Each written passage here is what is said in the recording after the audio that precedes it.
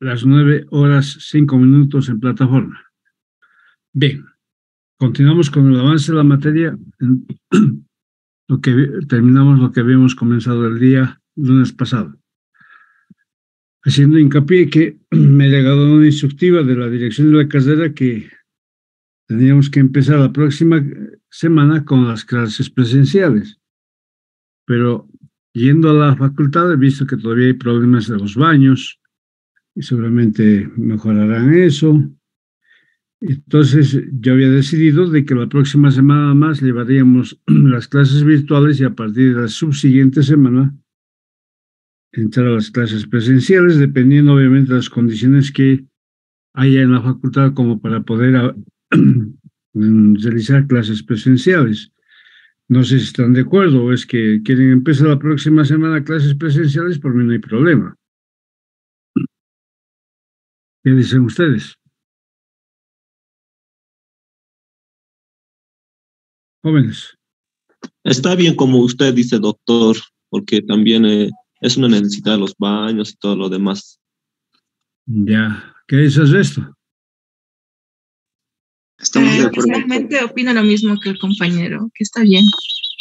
Ya, entonces, la subsiguiente semana, dependiendo de una... Y ustedes también dense una vuelta por la facultad para saber si los baños están en condiciones óptimas como para poder empezar las clases, de tal manera que se den las condiciones mínimas como para que no haya problemas en el futuro. Bien, vamos a hacer una recapitulación de lo que hemos avanzado el día lunes. Estamos en el análisis de la realidad, no estamos en la descripción, porque todo esto ya tiene tres fases, jóvenes. La exploración, la descripción y el análisis. Nosotros estamos en el análisis de la realidad. Eso quiere decir que hemos avanzado en la fase explorativa y en la fase descriptiva. ¿Y por qué el análisis de la realidad? Porque el análisis es el contexto, es el ámbito en el cual nosotros desenvolvemos cotidianamente nuestras actividades. ¿Y por qué tenemos que analizar la realidad? Porque de ahí es ahí donde vamos a trabajar, es ahí donde estudiamos y es ahí donde debemos obtener, a través de una lectura crítica, el problema que vamos a obtener, vamos a poder leer y sistematizar en un tema de investigación. Por eso es importante saber cómo ha sido la realidad en el tiempo para saber sus características, sus alcances, sus connotaciones de esa realidad que hoy vivimos y que ha tenido un pasado y va a tener seguramente un futuro. Esa realidad que va cambiando permanentemente porque la realidad es dinámica, como el mismo hombre también es dinámico. Entonces, ¿qué teorías analizan esa realidad? Esa realidad es analizada por dos teorías o dos escuelas, el positivismo y el marxismo. ¿Qué nos planteaba el positivismo? El positivismo nos planteaba que la realidad puede ser estudiada a partir de la evolución. O sea, la categoría fundamental del positivismo es la evolución, como la categoría fundamental del marxismo es la materia y la revolución. Vayamos por lo primero. ¿Qué nos decía Spencer y después McIver sobre el proceso de devolución de la realidad? Nos hablan de tres momentos, de tres etapas en el proceso de devolución de la realidad. Un mundo inorgánico, un mundo orgánico y un mundo superorgánico. ¿Qué características tiene cada uno de estos mundos? O etapas, podríamos decir. Para Spencer, la realidad emerge, nace, surge de los elementos físico-químicos que se dan en la cosmogonía, en la atmósfera. Más allá de la atmósfera está la estratosfera, la ionosfera y obviamente la parte final de ese proceso que se llama atmósfera. Entonces, ahí es donde surgen las galaxias, los sistemas siderales, en ese mundo que está encima de nosotros y que es inconmensurable, es ilimitado. Entonces ahí se desarrollan los primeros elementos que son físico-químicos, que se dan las galaxias, y dentro de una de las galaxias, la galaxia de Lira, es donde está el sistema solar. O sea, el sistema solar está compuesto por elementos físico-químicos, como que el Sol Su principal elemento es el helio, 95% de helio tiene el Sol, y neón y argón, que son los otros 5%. El Sol es una estrella, no es un planeta, no es un cometa, no es una estrella fugaz, es una estrella que está en proceso, obviamente, en su última fase, porque las estrellas también, hay estrellas jóvenes y hay estrellas viejas, y el Sol es una estrella vieja. Se estima que tendrá una vigencia más de 8.500.000 años, de tal manera de que ahí extinguiría el helio, que es la principal fuente de energía que permite que alumbre el Sol a la Tierra y que permite obviamente darle rayos ultravioletas a la Tierra que le dan color a la vida, ¿no? Entonces, el sistema solar es parte de esas galaxias, de esos sistemas. Y es en el sistema solar donde, de acuerdo a la teoría de Laplace, hubo en un momento histórico una revolución al interior del Sol. Y esa revolución generó que partes de ese Sol salieran expulsados, y obviamente de esas partes del Sol, de esa expulsión, se vienen a constituir los planetas, y dentro de los cuales estaba la Tierra. Y la Tierra, obviamente, al igual que los otros planetas, seguramente porque hasta ahora el hombre no ha tenido la posibilidad y la capacidad de poder indagar, averiguar e investigar a los otros planetas, por la distancia y por la tecnología, la Tierra tiene elementos constitutivos como para que puedan nacer la vida. Entonces, la Tierra tiene obviamente agua, 1, 2, aire, 3, obviamente, los rayos ultravioletas del Sol, 3 elementos indispensables. Y el agua va a ser donde se va a originar, donde va a nacer la vida. Es ahí donde se van a dar los animales unicelulares, de una sola célula. Y al ser unicelulares, obviamente, tampoco tenían vértebras, o sea, son invertebrados. Pero partiendo del concepto de que nada es estático y todo es dinámico, pues la vida unicelular no se quedó ahí estático, inerte, sino desarrolló a vidas un poco más complejas, empezaron a surgir animales invertebrados a niveles vertebrados. Después, obviamente, animales de agua, animales de tierra y después de aire, lo mismo que las plantas. Todo esto está explicado en El origen de las especies de Carlos Darwin. Entonces, hay un proceso evolutivo de la vida, ¿ya? Tanto en las plantas, en los animales, cuyo resultado, particularmente de los animales, es donde surge un conjunto de monos, un conjunto de antropoides que son diferentes al resto. Y este conjunto de antropoides que son diferentes al resto están munidos de un principio de inteligencia, que obviamente es mínima, pero es un principio de inteligencia que permite ser diferentes al resto.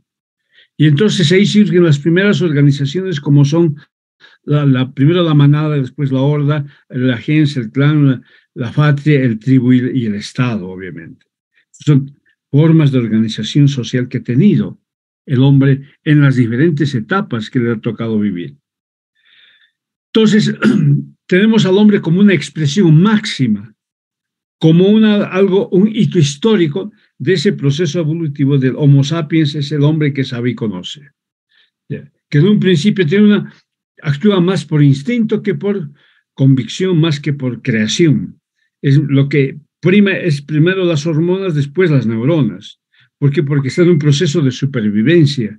Tiene que andar de lugar en lugar, es nómada para poderse alimentar, para poderse nutrir, para poder encontrar mejor clima cálido que le permita su sobrevivencia.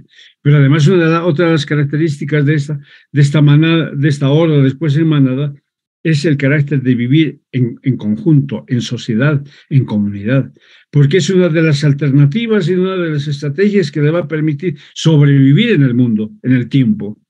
Porque si hubieran vivido individualmente era muy posible que mueran, desaparezcan y no hubiera habido procesos de reproducción, ni tampoco la posibilidad de una defensa colectiva frente a los peligros que le planteaba la naturaleza. Entonces, de esa manera, ese grupo de antropoides fue viviendo en comunidad, pero esa comunidad le sirvió para defenderse también en comunidad ante los peligros de la naturaleza, pero le sirvió como otro elemento el proceso de la reproducción humana.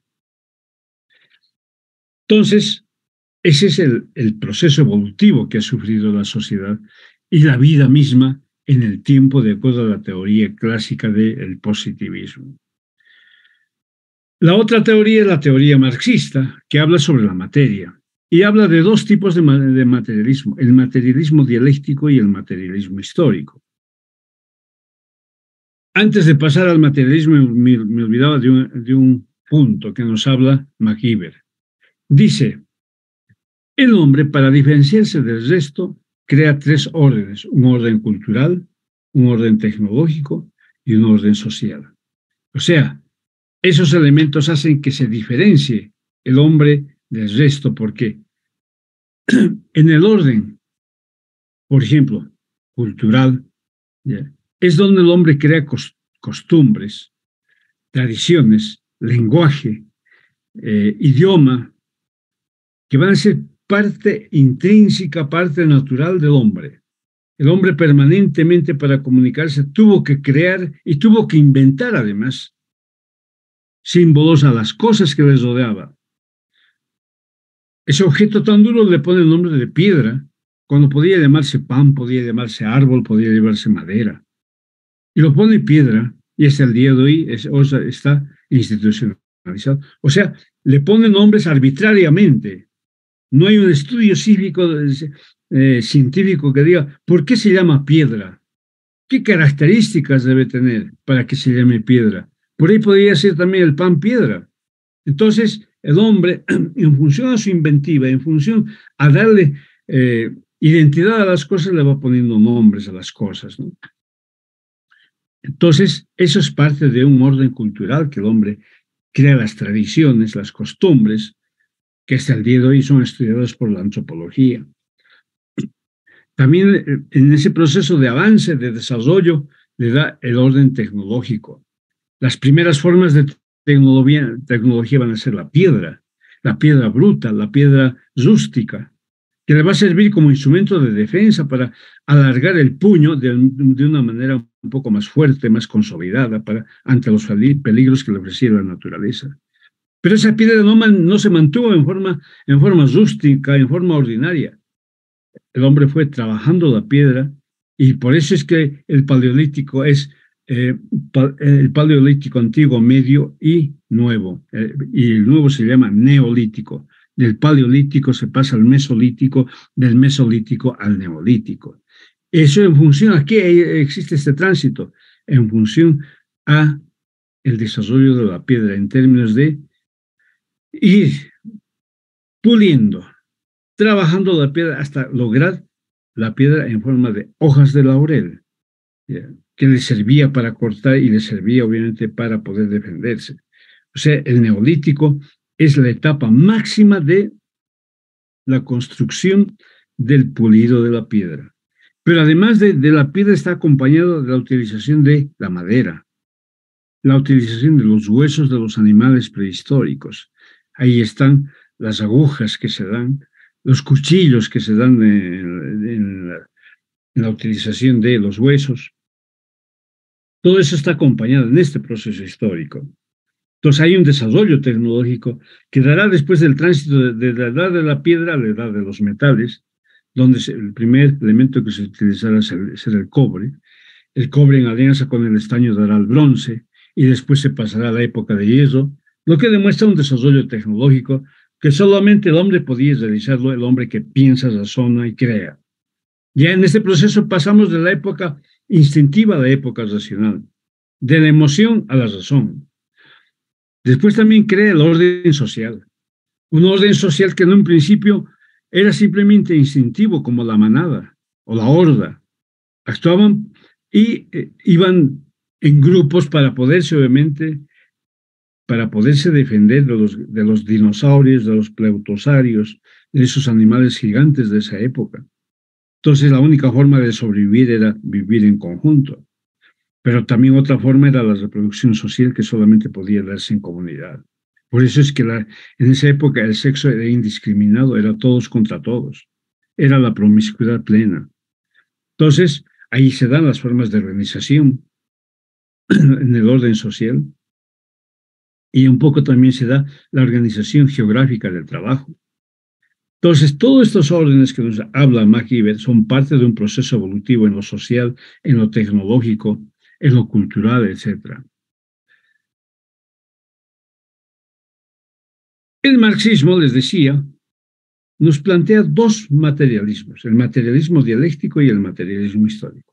El materialismo dialéctico enfocado al área de las ciencias naturales y el materialismo histórico enfocado hacia el hombre, hacia la sociedad, hacia la comunidad. El materialismo dialéctico basa el principio de ¿qué? De las triadas. Nos habla de una tesis que es la afirmación, una antítesis que es la negación y una síntesis que obviamente habla de que entre lo positivo y lo negativo, entre la tesis y la antítesis existe el conflicto de intereses porque son opuestos. Y cuando hay opuestos hay confrontación, hay obviamente lucha de contrarios. Y lo mejor de lo positivo y lo negativo se traduce en la síntesis. Y ese hecho se da en la vida material y en la vida social. Ejemplo, el modo de producción capitalista en el cual vivimos no ha nacido ahí, de cero. No se ha dicho, bueno, aquí nace el modo de producción capitalista, no. El modo de producción capitalista nace en el modo de producción feudal. De las entrañas del feudalismo, de sus limitaciones y sus alcances, de las contradicciones que se dan en el modo de producción feudal, es que surge el capitalismo, donde se dan formas de lucha entre siervos, pongos o colonos frente al señor feudal, al terrateniente. Pero este modo de producción feudal tiene un proceso de agotamiento, todo tiene un ciclo en la vida, nada es eterno. Esos ciclos terminan por ver el agotamiento de un modo de producción que da lugar a un modo de producción capitalista. Nosotros mismos, nosotros no nos hemos autocreado, nosotros no nos hemos autoinventado, nosotros provenimos de un modo de vida anterior. ¿Y cuál es la vida de vida anterior? Nuestros padres. Si no habían nuestros padres, nosotros no existíamos. Por lo tanto, tuvo que haber nuestros padres para que pudiéramos ser engendrados nosotros. O sea, venimos de un modo de vida anterior y seguramente nosotros vamos a crear una vida del futuro que van a ser nuestros hijos. Lo propio son los modos de producción. Se da de un modo de producción anterior para surgir un nuevo modo de producción y todo eso se da en todos los órdenes de la vida. No puede haber producción si no hay semilla. Entonces, ese hecho nos habla el materialismo dialéctico, que nada es estático y todo es dinámico. La misma naturaleza va cambiando.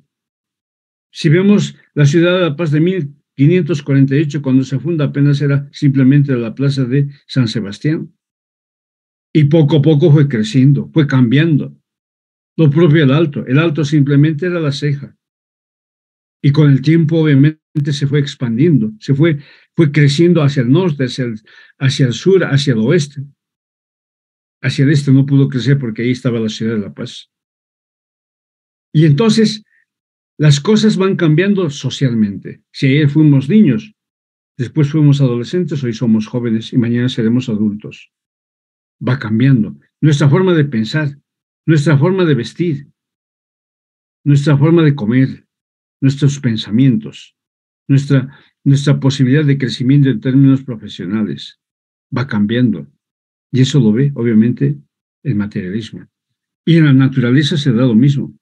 Hay montañas jóvenes como montañas viejas. ¿Cómo puedes vos identificar una montaña vieja de una montaña joven?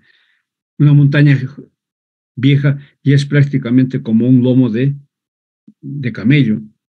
Una montaña joven es cuando tiene crestas, salidas, puntiagudas. Y con el viento, con la lluvia, eso se va desgastando. Y obviamente se convierte en una montaña vieja.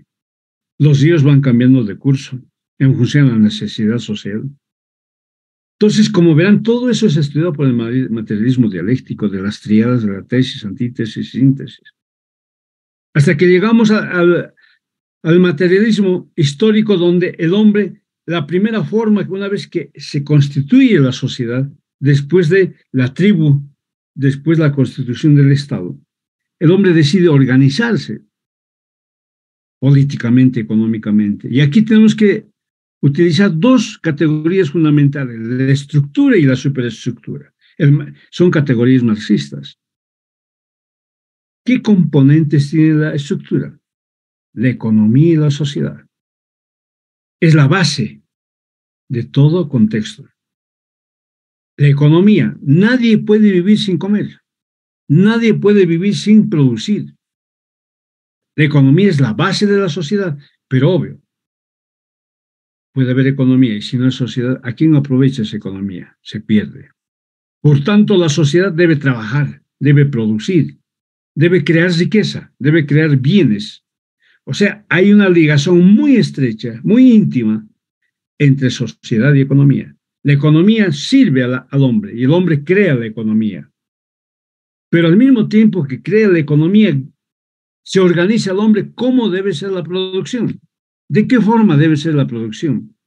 Y al decir que de qué forma debe ser la producción, implícitamente está diciendo de qué forma debe ser la economía. Y ahí vienen obviamente los modos de producción. Esa es la estructura. Ninguna sociedad, ningún país puede no tener hombres y economía. Todo contexto tiene una sociedad y una economía. Esa es la base de estructura. ¿Qué es la superestructura? Los elementos intelectuales, como por ejemplo el derecho. El derecho es una categoría superestructural. La política, la ideología, la cultura. Estas categorías que son superestructurales están íntimamente ligadas a la estructura. Si Bolivia es un país capitalista en este momento, su organización es capitalista, individualista, el derecho civil habla de la cuestión individual, de la propiedad privada. La mentalidad que tenemos es capitalista, de querer ganar, de querer tener lucro. Somos individuales, y hay veces somos egoístas. Tenemos una ideología que va en función a nuestros intereses y a nuestros proyectos políticos. Y en la cultura lo propio. Practicamos hábitos, costumbres capitalistas. Tener un auto, tener una casa, son proyectos capitalistas. Acumular capital, ser ricos, es una mentalidad eminentemente capitalista. Entonces, si ese tipo de pensamientos, ese derecho, esa cultura tenemos, va en directa concomitancia y una relación directa con lo que es economía y sociedad capitalista, que es la estructura. Entonces, de esos elementos está imbuido nuestra sociedad capitalista. Y en ese sentido es la forma de organización social, lo que se llama los modos de producción, las relaciones sociales de la producción. Y estas relaciones sociales de la producción históricamente han partido por el comunismo primitivo. Y en el comunismo primitivo todo era común. El agua era utilizado para todos, la tierra para todos, las plantas para todos, la cueva para todos. Todo era común. Pero ante el crecimiento social, ante el crecimiento vegetativo, ante el crecimiento demográfico, las relaciones se van volviendo complejas. La sociedad, cuanto más grande es, más compleja es, más problemas tiene. Y entonces surge la lucha entre pueblos agrícolas y pueblos ganaderos en el modo de producción comunista o comunitario. Producto de esas fricciones, de esos conflictos, uno de ellos vence. Y ahí se quiebra el comunismo primitivo. Porque el vencedor toma bienes del vencido. ¿Cuáles eran los bienes del vencido? El hombre, la mujer, el niño. Se apropia del hombre y lo convierte en esclavo. No toma las tierras. No toma la propiedad del otro. Lo toma al hombre. Porque sabe que el hombre puede trabajar para el beneficio del ganador, del vencedor. Y entonces lo vuelve su esclavo. Y surge la sociedad esclavista. Y en el mundo antiguo es la sociedad esclavista, la China, la India, Roma, Grecia, Babilonia. Egipto son sociedades esclavistas, donde el hombre es el objeto, es mercancía, puede venderse, puede cambiarse, hasta se lo puede matar. Y el derecho avala eso. Está trabajado el derecho en función a ese tipo de mentalidad, a ese tipo de conducta. Y la política es igual. La política admite y perpetúa ese sistema del esclavismo. Gracias a ese sistema esclavista surgieron las 7 maravillas del mundo. La muralla china, las pirámides de Egipto, los puentes colgantes de Babilonia, el coloso de Rodas, etcétera, etcétera. Pero como les decía, todo tiene un proceso de agotamiento, un ciclo histórico. Los esclavos se levantan bajo el liderazgo de los hermanos Graco, pidiendo que libertad, que la habían perdido. Y entonces el esclavismo cae. Surge un nuevo modo de producción, el feudalismo, donde el hombre ya tenía libertad, o sea, derecho de su vida. Ya podía, ya no era vendido ni traficado el hombre, pero seguía sometido a quién, al patrón, al señor feudal. Es ahí donde se habla, y muy bien el materialismo histórico dice, la lucha de clases. En la historia del mundo siempre ha habido lucha de clases, de los que tienen frente a los que no tienen, de los ricos frente a los pobres. El modo de producción esclavista, el amo contra el esclavo. En el modo de producción feudal, el patrón, el señor feudal, el hacendado frente al colono, al pongo o al siervo.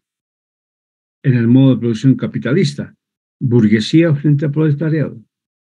Es la constante, producto de esas luchas de contrarios, es que surge un nuevo modo de producción. Y eso, obviamente, de acuerdo al marxismo, va a llegar con el socialismo en su última etapa, que es el comunismo. Pero para ello tendrá que desaparecer la lucha de clases. Eso es lo que nos plantea fundamentalmente el modo de producción, o sea, los modos de producción, la organización social del trabajo en la lucha de contrarios, comunismo primitivo, esclavismo, feudalismo, capitalismo y modo de producción socialista. Eso nos dice el proceso del análisis histórico, el análisis de la realidad a partir del marxismo, que tiene otro enfoque, obviamente, que el evolucionismo o positivismo. En algunos casos difieren y en algunos casos se complementan ambas teorías. Ahora, esta realidad tiene algunas características, unas características que son fundamentales ver, analizar en su verdadero alcance. Esta realidad es heterogénea. ¿En qué es heterogénea? Por ejemplo, en el paisaje geográfico. Tenemos, por ejemplo, un altiplano, en el cual está el alto. Tenemos un valle como que es la ciudad de La Paz, cabecera de valle. Y si vamos más adentro, tenemos los yungas. Y si vamos más allá, los llanos. O sea, desde el punto de vista geográfico, hay heterogeneidad. Desde el punto de vista social, obviamente, ahí también, unos son niños, otros son jóvenes, otros son adultos y otros de la tercera edad. Desde el punto de vista económico, obviamente, hay los que son los ricos, los medianamente ricos, los pobres, los indigentes, una sociedad totalmente polarizada. Hay los que obviamente son urbanos y los indígenas con sus costumbres, con sus tradiciones, los urbanos no tanto, son diferentes. Unos hablan castellano, otros hablan aymara, otros quechua. Unos visten corbata, otros no visten corbata. Entonces, como verán, la sociedad es absolutamente heterogénea. En los términos de pensamiento, inclusive. En una misma familia piensan diferente. Al mayor le gusta lo salado, al menor le gusta lo dulce. El uno es ordenado, el otro es desordenado. El uno es estudioso, el otro es negligente. en una misma familia. Y si vemos eso en una misma familia, ¿cómo podemos ver la sociedad? A unos les gusta el Bolívar, a otros el Stronger. Son diferentes. La ideología ahí juega un papel importante.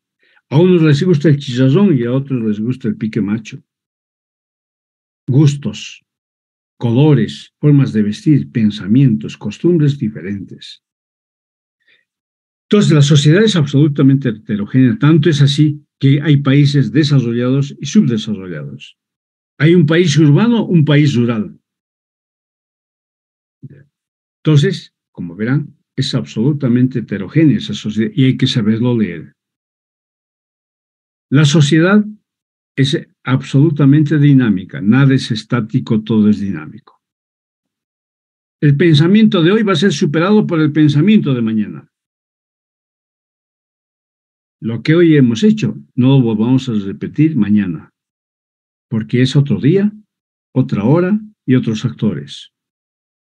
Cada día cambia. Como cambia el almanaque, hoy somos 3, mañana será 4. Y pasado será 5. Por lo tanto, eso es dinámica. El tiempo, el espacio cambia, el hombre cambia, la mentalidad cambia, el pensamiento cambia, nuestra situación cambia. Hoy día puede que seamos desocupados, mañana vamos a ser ocupados. Y aquel que es ocupado, mañana puede ser desocupado. Todo es relativo, nada es absoluto. Eso está dentro, obviamente, del contexto de la dinamicidad. En términos de desarrollo económico, lo propio. Si antes había el modelo neoliberal, hay hoy el modelo económico, social, productivo, comunitario. Antes gobernaba ¿qué?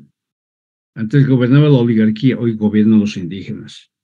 Un nuevo modelo, un nuevo paradigma.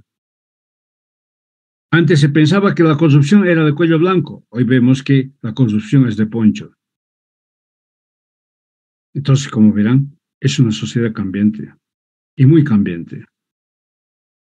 Y si es dinámica, es compleja. No hay ser más complejo que el hombre. El hombre es muy difícil en su tratamiento. Es muy inteligente, pero además es muy complejo. El hombre no puede resolver por las buenas su problema, muy rara vez. ¿Por qué? Porque quiere dominar, quiere tener siempre la razón. Muy raras veces se dice, discúlpame, perdona, me equivoqué. Siempre hay la soberbia. Siempre hay el querer imponerse sobre el otro. ¿Y eso a qué conduce? Al conflicto. Y el conflicto es complejo. Y como a veces no se pueden entender entre personas, hay que acudir a los estrados judiciales. Y los estrados judiciales serán que dan la razón a uno de ellos. Y a veces, como vivimos en una justicia injusta, a veces el demandado resulta el ganador y el demandante resulta el perdedor. Es compleja porque el sistema judicial se ha prebendalizado. Todo es ahora dinero. Es compleja en términos de religión. En una familia hay cristianos como hay protestantes y no comulgan los mismos intereses. En una familia hay los que son masistas y los que no son masistas. Por tanto, obviamente, es compleja, difícil de poder. El hombre es muy difícil de poder entrar a un proceso de conciliación, donde las partes en contrario pueden encontrar un punto de acuerdo. Porque para entrar a conciliación, el hombre tiene que decir, bueno, yo cedo en esto para lograr esto. Ambas partes tienen que ir con la predisposición a ceder y a lograr. Esa es la lógica de una conciliación. Ceder y lograr y obtener. Pero si quieres simplemente tú obtener, no estás conciliando, estás haciendo imponer. Y cuando vas con el deseo de imponer, mejor te vas a juicio. Y en el juicio puedes perder. Hay un principio que se da en el mundo litigante. Es preferible un mal arreglo que un buen juicio. Porque en el mal arreglo siempre vas a obtener algo. Pero te vas a evitar de noches de insomnio, días de estrés, te vas a evitar el perder tiempo porque al abogado hay que esperar, no te atiende ese rato, te atiende después de media hora, una hora. Tienes que ir a los estados judiciales, tienes que esperar la voluntad del secretario para que te muestre el libro diario. Tienes que ser notificado y tienes que ir con el notificador, a veces tienes que ir a pasear toda la ciudad para notificar, tienes que pagar el taxi y al notificador, tienes que contratar al abogado, tienes que perder tiempo. El litigante no tiene que trabajar, pero sí tiene que cumplir ante el abogado y ante el juzgado. Ha perdido tiempo, pierde dinero y pierde obviamente tranquilidad. Eso se puede evitar, ¿qué? Llegando a un proceso de conciliación. Perder y ganar al mismo tiempo. Perder un poco y ganar otro tanto. Esa sociedad de paz, esa cultura de paz es la que tenemos que tener en claro. Siempre se discute para proponer. Se critica para proponer. Hay muchos bolivianos que critican, son tóxicos, pero no proponen. Entonces, por eso esa sociedad es compleja. Hay personas que toda su vida critican, por eso siempre se dice, no mires la paja en ojo ajeno, sino ve la viga que tienes en tu propio ojo para poder criticar. Y entonces la crítica a veces es mordaz, a veces la crítica es perversa, destructiva. Es la naturaleza del hombre, es su formación, es su cultura, es su educación también. Dime de dónde vienes y te diré quién eres eso. Y por esas relaciones, pues, compleja, difícil, la convivencia entre hombres, entre personas. Y a veces lo que dice Charles Arnade, ¿no? En la dramática insurgencia de Bolivia, el prototipo del cholo alto peruano. ¿Qué dice? El boliviano es lisonjero por delante y traidor por atrás. En muchos casos. Eso nos habla Arnade en esa obra. Eso pasó con los doctores altoperuanos cuando adularon a Sucre para que Bolivia se cree, y cuando Sucre quiso venir a gobernar, le tiraron el cuchillo por atrás, insultándole de intruso, de advenedizo, cuando ellos mismos le habían dado loas, le habían cantado bonito a Sucre para que se cree Bolivia. Y cuando Sucre asume, como ellos ya no pudieron ser poder, querían ser gobierno, empezaron la cizaña contra Sucre. La doble moral. La sociedad es evolutiva. Obviamente que es evolutiva. Nada es estático, todo es dinámico. La sociedad evoluciona, positiva y negativamente. No toda evolución es positiva. ¿Qué es pues el crimen organizado? ¿Qué es el narcotráfico? ¿Qué es el contrabando? Son conductas evolutivas de una sociedad que ha aparecido nuevos delitos, nuevas formas de hacer negocio, nuevas formas de enriquecimiento. O sea, la ciencia tiene de doble filo. Construye y destruye la ciencia. Depende de quién lo administre y quién lo maneje. Porque la cocaína es parte de la ciencia. Entonces hay conductas, hay formas, hay expresiones que van por lo positivo y por lo negativo, por construir y destruir. Estamos viendo, en Bolivia hay una pandemia, no es simplemente el coronavirus, son los feminicidios, particularmente el Alto. El Alto se lleva la bandera en los feminicidios. Habría que preguntarse por qué.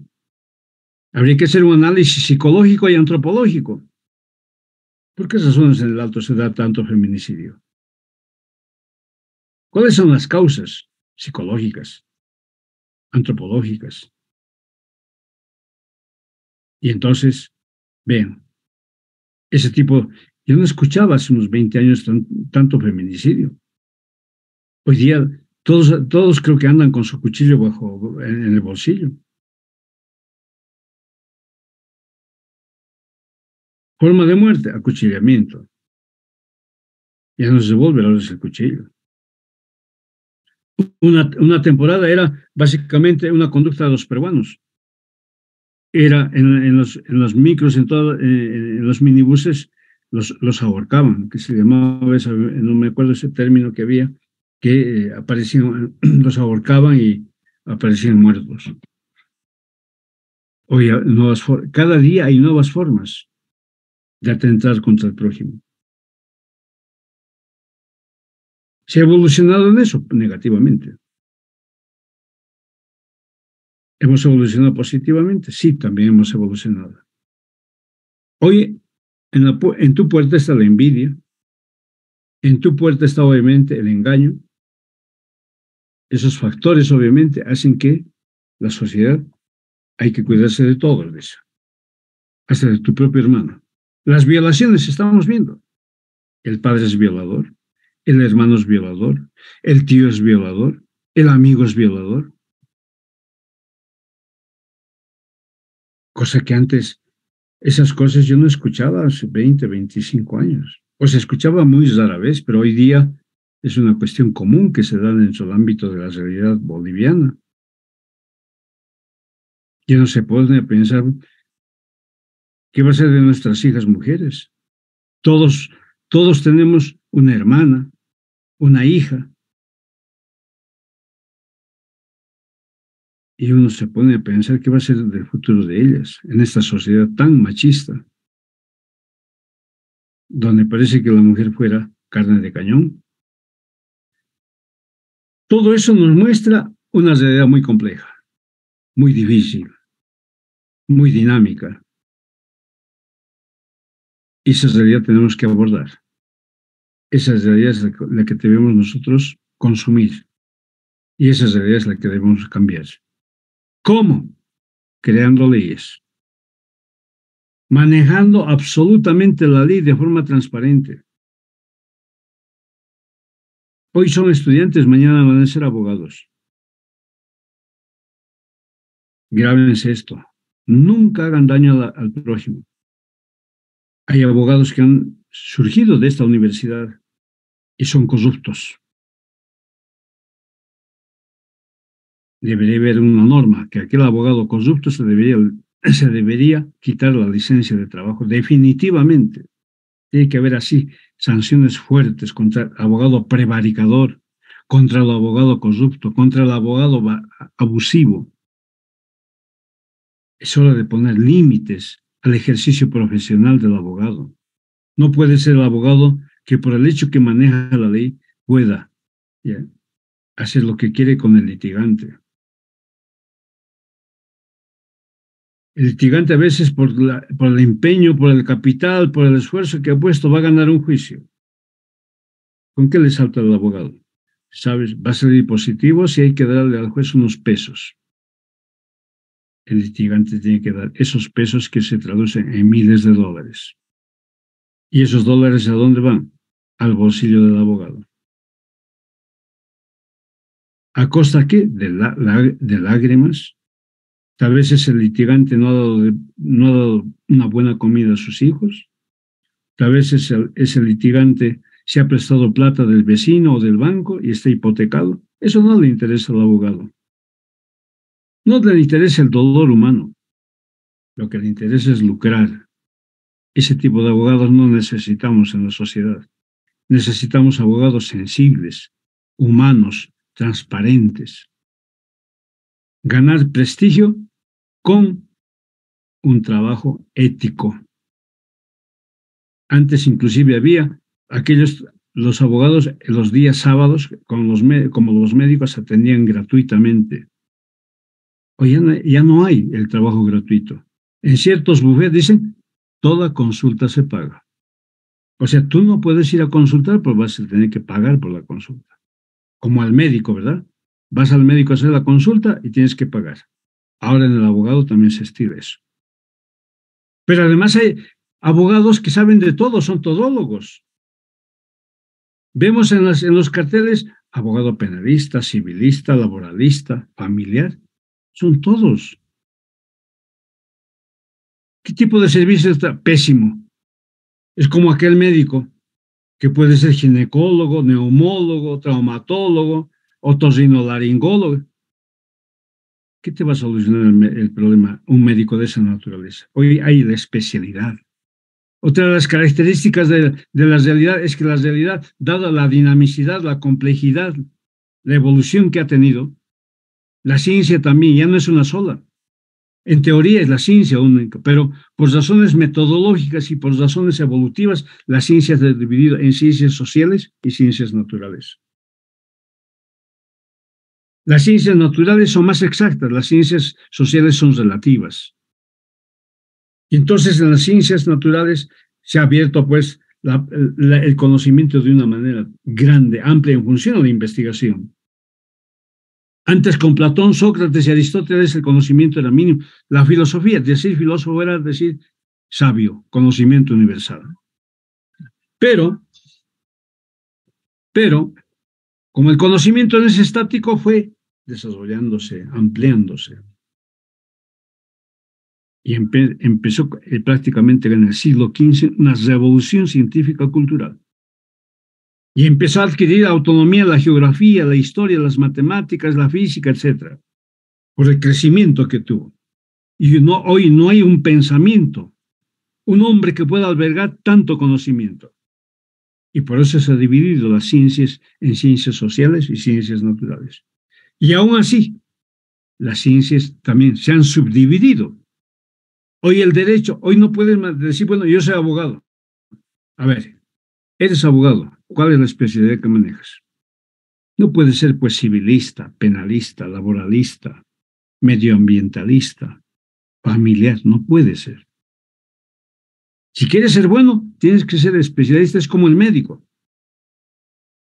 El médico no puede ser oftalmólogo, no puede ser gastroenterólogo, no puede ser todo. Hoy hay la especialidad si quieres ser bueno. Tú cuando estás enfermo, el yatiri nomás es todo. Los aymaras primero van al yatiri y después al médico. El yatiri sabe todo, hasta tu destino sabe, hasta tu futuro sabe. Sabe tu problema, la dolencia que tienes, pero además sabe quién te ha hecho el problema, qué tienes del problema y cuál va a ser tu futuro. Y los aymaras creen mucho en el yatiri. Cuando ya están muy mal, recién van al médico. Entonces, ellos están dentro de una cultura, obviamente. Los que viven en la ciudad, en otra cultura que es el médico. Y cuando uno está mal de los ojos, tiene que ir pues al oftalmólogo. No puede ir pues, al ginecólogo o al neumólogo. Absurdo. Hasta el especialista le dirá, señor, usted está mal de la vista, vaya al oculista, yo soy un neumólogo. Yo soy traumatólogo, yo no sé nada de esas cosas. O si tienes un problema de delito, un feminicidio, no vas a ir al médico, o digo, al abogado laboralista. El laboralista le dirá, pues señor, esto yo trato de relaciones de trabajo, incumplimiento de contratos, maltrato laboral, acoso laboral. Vaya obviamente a un penalista para hablar en problema de feminicidio. O si tengo problemas de contrato, incumplimiento de contratos, vaya a un civilista. Si quiero tener éxito en mi proceso, porque hay también abogados que engañan. Si yo te lo puedo llevar a cabo, así no sea especialista. Y el litigante creído en el abogado. Y le hará largas y largas y largas. Pierde el trámite, pierde el juicio el abogado, le dice, bueno, no es mi culpa, no habían pruebas suficientes. El juez ha determinado eso. El abogado ganó dinero y perdió el litigante. Soga y cabra, perdió dinero y perdió el juicio. Esa es la realidad en la que vivimos. Y esa es la realidad a la cual tenemos nosotros que abordar con ética, con sensibilidad social. Cosas que se han perdido el día de hoy. No sé qué preguntas tiene. ¿Qué consultas tiene? Ahora, toda esta realidad que estamos viviendo, que les he comentado, hemos hecho un análisis. ¿Cuál es la ciencia que abarca todo eso? La sociología. La sociología que estudia los grupos humanos. El derecho a quién apunta, al hombre. ¿Quién hace la economía? El hombre. ¿Quién hace cultura? El hombre. ¿Quién hace investigación? El hombre. ¿Y el hombre quién estudia? La sociología. Por tanto, el padre de las ciencias sociales es la sociología. No habría derecho si no hay sociedad. No habría economía si no hay sociedad. No habría cultura si no hubiera sociedad.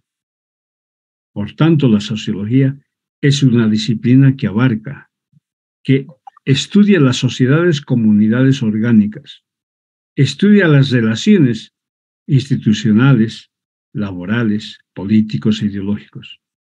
La sociología es una ciencia que trata a los grupos sociales clasificándolos, analizando su naturaleza, su estructura.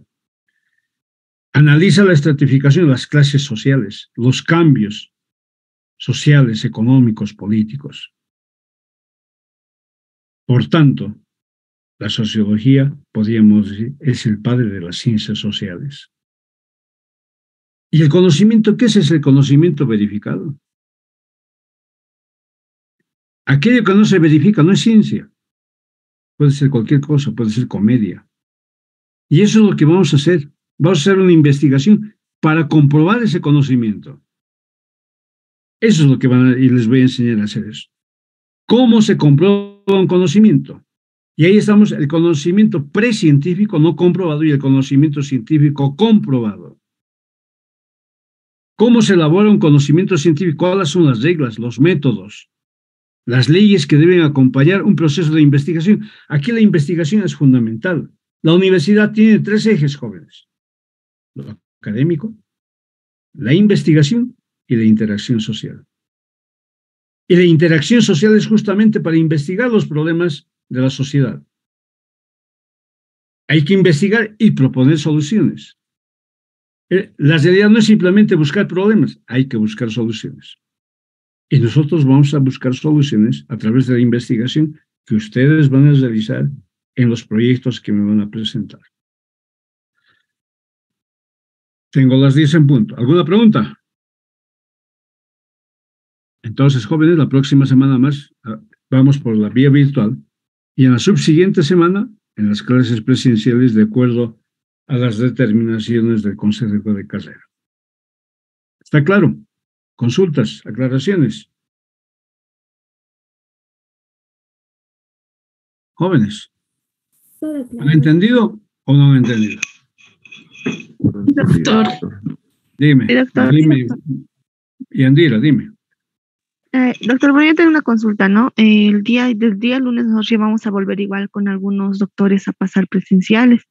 Por ejemplo, igual hoy nos tocaba economía, entonces con el doctor ya vamos a pasar igual presencial. Entonces, con ustedes pasaríamos el día lunes por la noche virtual, ¿verdad? Depende de ustedes. No, depende de ustedes, Yandira. Si quieren presencial, yo no me escapo. Okay, estaba diciendo por ustedes, pero si quieren ir de presencial, por mí no hay problema. ¿Qué dicen ustedes? Por eso consulto. ¿Quieren la próxima semana más virtual? Virtual está bien. Sí, doctor. Está bien virtual, doctor. Está bien, doctor. Está bien, doctor. Ya, porque obviamente siempre debe ser una decisión, debe ser colectiva, no puede ser individual. Entonces, has escuchado, Yandira, tus compañeros dicen virtual la próxima semana más. Sí, ¿Estás de sí, acuerdo? licenciado. Sí, doctor. Doctor, Dime. buenos días. Una pregunta Dime. sobre los temas. Se va a reprogramar la entrega de temas, ¿verdad? A ver, no entiendo. A ver, ¿me puedes aclarar? ¿Qué temas? Pues el programa ¿qué? Creo que se refiere a la nómina de grupos, licenciado. No, pero no, los grupos van a continuar igual. Solamente que va a ser presencial y ahí voy a poder fiscalizar a cada grupo. No va a haber alteración de grupos. No va a haber alteración en cuanto se refiere a la búsqueda de problemas. O sea, Entonces, todo va a continuar igual. Dime, doctor, cuando apenas regresemos a presenciales, ya en ese momento le vamos a entregar la nómina de integrantes. Obviamente, y ahí, para no perder tiempo, ya me tienen que ir entregando los temas que van a investigar. Esto está bien, doctor, gracias. O sea, en esta etapa no se estén durmiendo, jóvenes. Vayan reuniéndose como grupo, vayan conociéndose, porque la verdad es que yo no entiendo a ustedes. Vivimos en una sociedad absolutamente desorganizada. Veo ahí en el link de la carrera que tenemos, no tengo grupo. Somos 3, ya nos formaremos el grupo. Los criterios que les he dado: proximidad geográfica, proximidad laboral, afinidad de intereses, han desaparecido. Ahora es al grupo que sea. Así viva en Chasquipampa el uno y viva el otro en Ayoayo. Así uno sea de 60 años y el otro de 20. Así uno trabaje, el otro no trabaje. Cualquier cosa. Ya no hay el criterio de homogeneidad. Estamos planteando el criterio de la heterogeneidad absoluta. Eso es lo que veo en el internet, digo en mi celular. ¿Qué implica eso? Desorganización. Y si empezamos así, no nos va a ir bien. Así que, jóvenes, busquen lo bueno, no busquen lo malo. No traten de ir al grupo que sea. Busquen grupos homogéneos, de intereses comunes, de grupos propiamente que tengan las mismas capacidades en términos de distancia del lugar donde viven, del lugar donde trabajan, de intereses comunes en función al trabajo. Porque justamente cuando hay problemas es cuando obviamente los grupos no han sido homogéneos. Ahí ha sido un grupo al azar. Nos uniremos, nos veremos. Resulta de que el uno no viene, el otro no entrega trabajo, el otro dice, yo me retiro, ustedes son pocos responsables, y el grupo se va afuera, se va pues al caño. Y después viene, mi grupo se desecha, se lo ha llevado al trabajo, haré nomás yo solito. Esas cosas conmigo no van. Por eso les he dado tiempo. Volvemos a la presencialidad, me tienen que entregar el trabajo y el grupo. Y tengo que analizar trabajo por trabajo para ver qué trabajo va y qué trabajo no va. Y ahí voy a ver la seriedad, la responsabilidad que tiene cada grupo. Bien, jóvenes, nos vemos el día lunes. Que tengan un buen fin de semana. Doctor, una pregunta. Desde el 13 de marzo y vamos a estar retornando a los presenciales, ¿verdad? Desde el 13 de marzo, exactamente. ¿O quieres desde el 6? No. Listo. Listo. Ahí quedamos. Muy buenos días. Hasta luego, Hasta luego, doctor. Hasta luego. Hasta luego, doctor.